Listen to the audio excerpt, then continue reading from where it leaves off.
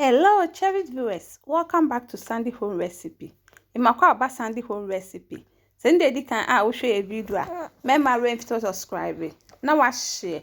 Now I like it. No me notification bell no said the video be to one sabeka. And the between say spaghetti in tomato sauce. Yen sooner the ben wano. Would in chimbe gumu. Now would akosi ijaso amana huru. Ehuru now do spaghetti na gumu. Now they want a cracker home. Why just su ama na bin. Ube biesu na wanumu.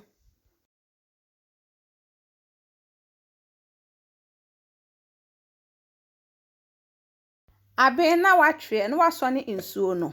Wo da nka kabegu sauce pie esi jaso. Na do homemade tomato sauce. Wo check me other video na ewo ho. Wo page na so a wo di je na begum.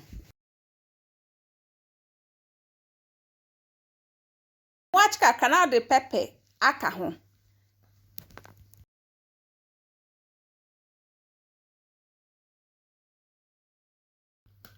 Powdered onion and garlic and optional on fanka ho.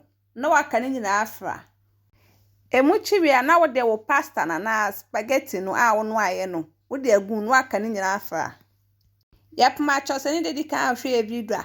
Remember to subscribe. No wa share, no wa like, no amia notification bell no. Stay the video beto a won sabeka. Aben na wa save.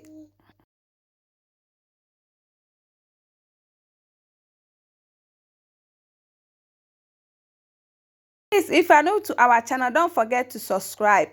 Now this our spaghetti in tomato sauce or pasta. Please like this video and subscribe to our channel. Thank you so much for watching.